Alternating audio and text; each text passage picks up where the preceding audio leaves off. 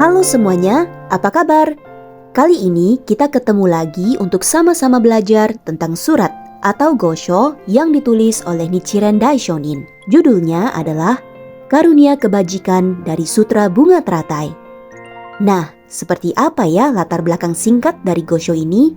Begini ceritanya. Surat ini ditulis oleh Nichiren Daishonin saat beliau sedang menetap di Gunung Minobu, yakni pada tahun 1276. Surat ini ditujukan kepada seorang muridnya bernama Myomitsu yang tinggal di Kuwagayatsu di Kamakura. Meskipun tidak ada informasi terperinci tentang Myomitsu, namun bisa diketahui bahwa dia dan istrinya sering memberikan berbagai macam sumbangan kepada Daishonin di Minobu. Sekitar saat surat ini ditulis, jumlah orang di Jepang yang memutuskan untuk ikut menjadi murid Daishonin sedang bertambah cukup pesat.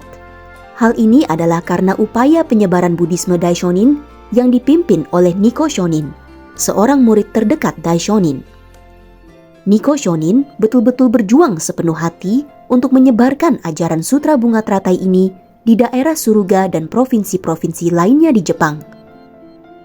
Di Kamakura pun, yang saat itu merupakan daerah pusat di Jepang, penganut awam murid-murid Daishonin juga sedang berjuang aktif dalam penyebaran ajaran Sutra Bunga Teratai.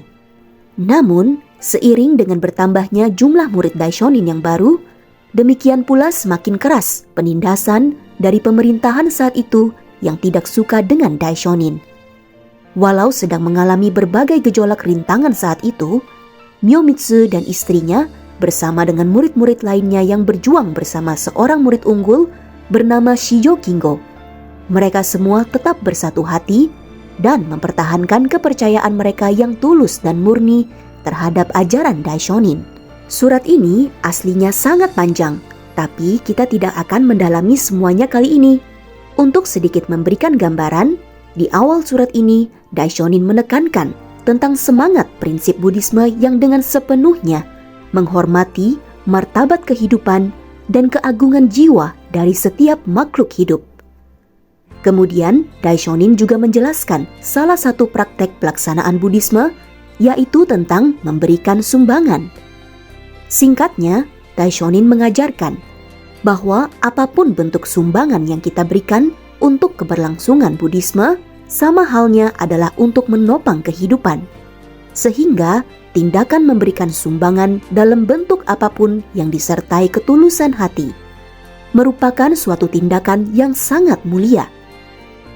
Daishonin juga dengan terperinci menjelaskan dari sudut pandang Buddhisme apa saja manfaat yang akan didapat seseorang jika dia dengan tulus memberikan sumbangan kepada orang lain.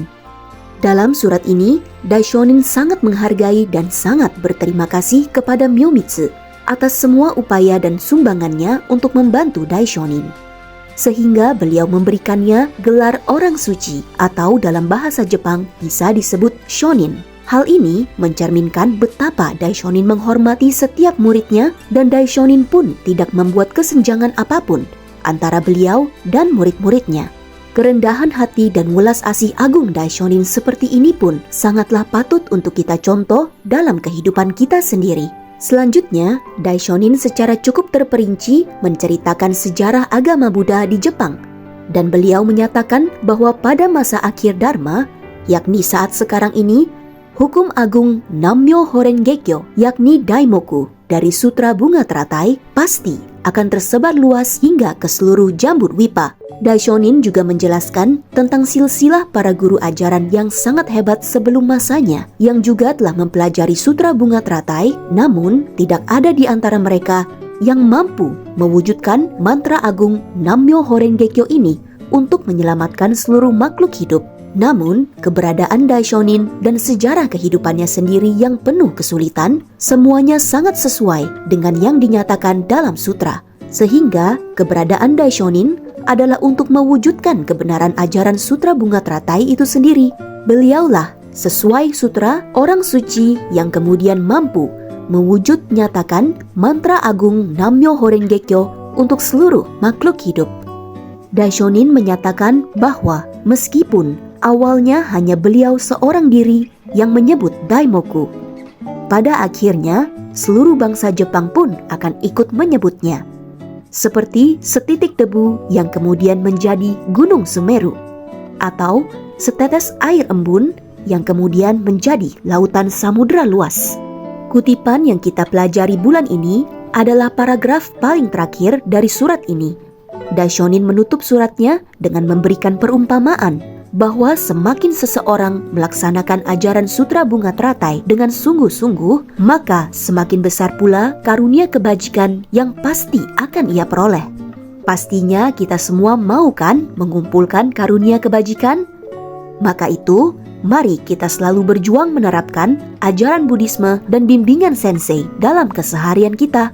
Tanpa pelaksanaan sungguh-sungguh dalam doa, belajar, dan berdialog, pastinya kita akan semakin sulit untuk membukti nyatakan keagungan ajaran ini. Semuanya kembali lagi tergantung pada kesungguhan hati kita untuk terus maju dan berubah semakin positif dengan adanya Buddhisme Daishonin ini. Mari kita selalu menghargai upaya Kosen Rufu kita dan semua teman-teman seperjuangan kita.